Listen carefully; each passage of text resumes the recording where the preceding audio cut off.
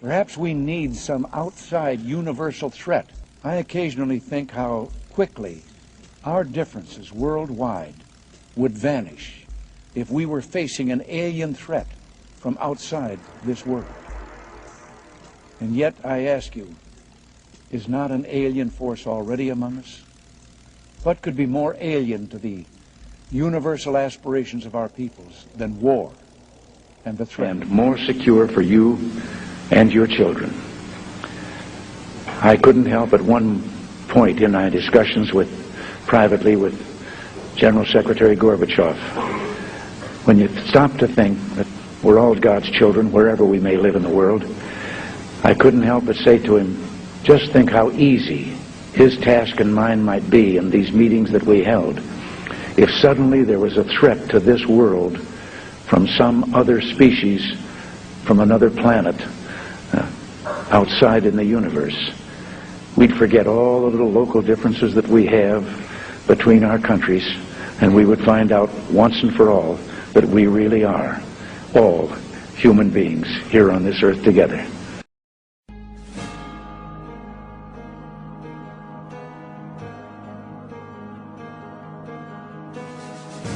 The Imperial Japanese Mission, 1917, a record of the reception throughout the United States of the special mission headed by Viscount Ishii. And when the Imperial Japanese Mission was in New York City, they had a dinner and some pretty famous people spoke at this dinner. One of them was John Dewey. John Dewey is the father of our failing, disastrous public education system. Here's what he said. Listen very carefully. John Dewey, professor of philosophy in Columbia University, who was the next speaker, was listened to with great intentness. He said, quote, "Someone remarked that the best way to unite all the nations on this globe would be an attack from some other planet. In the face of such an alien enemy, people would respond with a sense of their unity of interest and purpose." Unquote. Now, bear in mind, folks, that's 1917. Shalom. Barakatah Yahweh, Barakatah Yahushua, Call Halal Yahweh Bashim Al-Shah, Bashim Rakakadash, and double honors to the apostles and elders of Great Millstone that taught me this truth, and much respect to the Akim out there laboring in his work, and also to the believers scattered across the four corners of the earth, the hopeful elect in the USA. Shalom. The U.S.'s secret plan to fake an alien invasion. Project Bluebeam has become very real. And this is what these devils have been planning for a long time. As you can see from the open clip, going all the way back into 1917, you had this devil speaking about a so-called fake alien invasion in the future that was going to bring all nations together in one, you know. Also, Ronald Reagan with the same sentiment as well, same narrative. And you got other presidents that spoke about the same thing too, man. So, you know, what do these devils know that the average person does not? All right, one thing that you got to understand about these devils is that, you know, their life is centered around prophecy as well. You know, dealing with the scriptures, just like the hopeful elect. You know, our life is centered around prophecy and what's to come, where theirs is too. And everything that the Most High tries to do, or Salaka, with everything that the Most High is gonna do, they try to do it by countering it. And that's why you see a so-called alien invasion, because this is, you know, what's prophesied to happen at the return of our Lord Yahushua in the chariots. Okay? So if they can demonize Yahushua by faking this alien attack and scare all nations into becoming one, then they can fight against a real attack, and it's coming. You see? So let's read some of this real quick. It says, most of us are aware of Project Bluebeam and the purpose behind it. Faking a worldwide false flag event using sophisticated hologram technology to trick people into believing some kind of attack on humanity by aliens, Lucifer, where recent secret CIA plans have confirmed that this is a very real prospect for the U.S. government. And this is solidified, you know, within the files of the CIA. All right, this is no secret of what they're trying to do with this Bluebeam hologram, you know, technology. All right. And here's some of the documents as well. So it's a real thing. And our Lord Yahushua spoke about a great deception in the end times. Let's go to the book of Matthew 24, and we'll start at verse 21. It says, "For then shall be great tribulation, such as was not since the beginning of the world to this time, no, nor ever shall be. And except those days should be shortened, there shall no flesh be saved. But for the elect's sake," all right, everything is centered around the elect of the nation of Israel, "those days shall be shortened.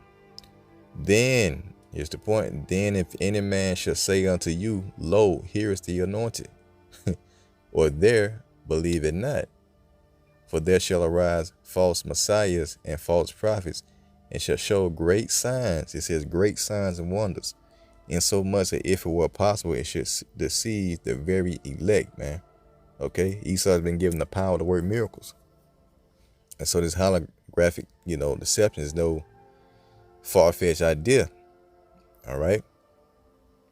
And so if it's if it were possible, it would deceive the very elect. So verse 25 says, "Behold, I have told you before. Wherefore, if they shall say unto you, Behold, he is in the desert." Why the hell would he be in the desert? "Go not forth. Behold, he is in the secret chambers. Believe it not. For as the lightning cometh out of the east, and shineth even unto the west, so shall also the coming of the Son of Man be." So the Lord is telling you that he's coming from the east, all right, from where the sun arises. And he's coming to the west where the sun sets. So lately, in the media, we've been seeing so-called UFO sightings, all right? And there's no secret anymore. Everyone has been seeing the chariots of the Most High, the angels that they call so-called UFOs, and he's starting to visit the world in which he made. So Esau understands that, and he had this in his back pocket for a minute, to demonize the return of Yahushua and the angels.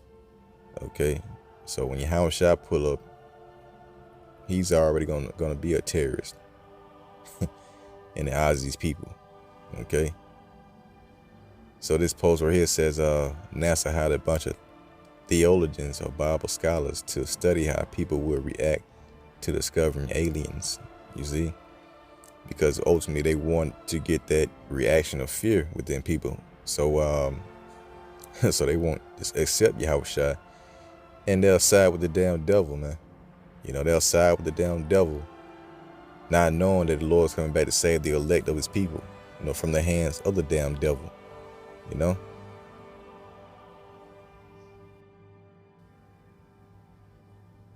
Second Esdras 13 and verse 29, "Behold, the days come when the Most High will begin to deliver them that are upon the earth," speaking about the elect, "and he shall come to the astonishment of them that dwell on the earth." See, he shall come to the astonishment of them that dwell on the earth.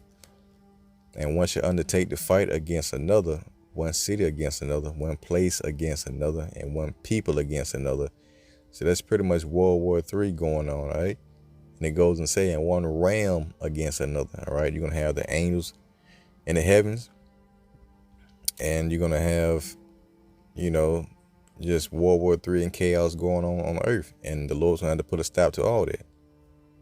You see?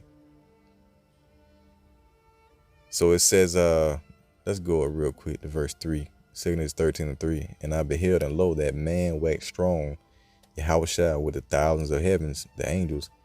And when he turned his countenance to look, all things trembled that was seen under him." All right. So everything is going to tremble and be afraid when Yahushua shows up with the angels, because he's coming with great power and glory. As the scriptures say, it's going to be a frightful sight when he shows up. It says, "And whensoever the voice went out of his mouth," talking about the laser beam, "all they burned that heard his voice, like as the earth felleth when it filled the fire. After this I beheld, and lo, there was gathered together a multitude of men," just like that nigga Ronald Reagan said, hey, if there was some kind of outside threat when we band together to fight this outside force, something to the effect. So again, there was gathered together a multitude of men out of number. That's going to be over there in the east, in the valley of Yehoshaphat, where the Lord would judge and plead with these nations for the controversy of Zion, the Israelites. It says, outnumbered from the four winds of the heaven to subdue the man that came out of the sea. All right. And the sea is talking about the sky. Okay. So they coming to subdue Yahushua, who's coming on a big spaceship. Okay. And then what? It said that he burned them up.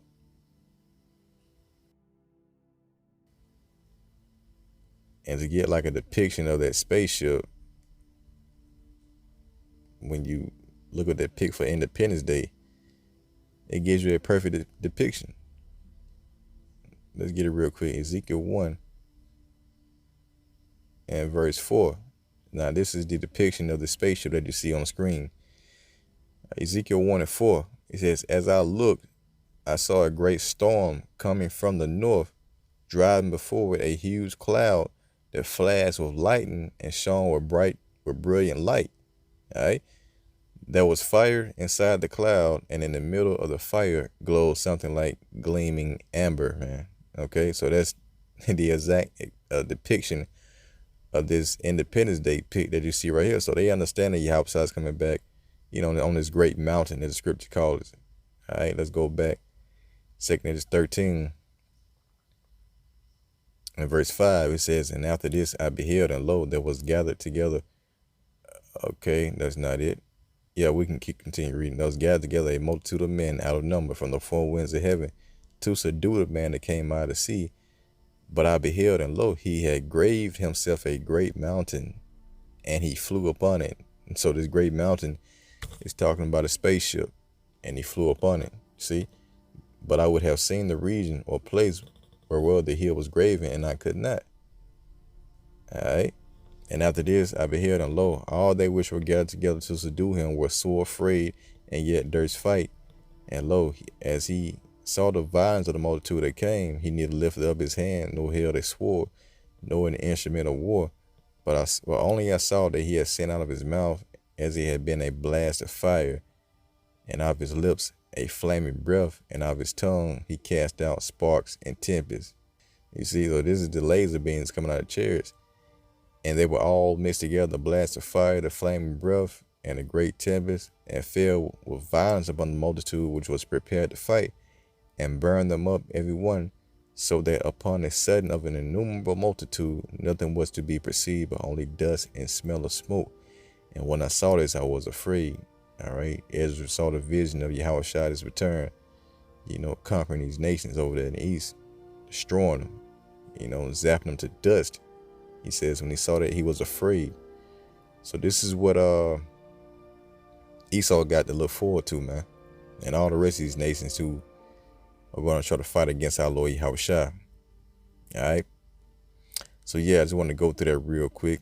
The return of our Lord Yahushua is on the way, and these devils are going to fall like lightning, as the scriptures say. I beheld Satan as lightning falling from heaven. And as Esau, the so-called white man, falling from rulership. So with that, Lord willing, you're edified. Until next time, I say, Shalom.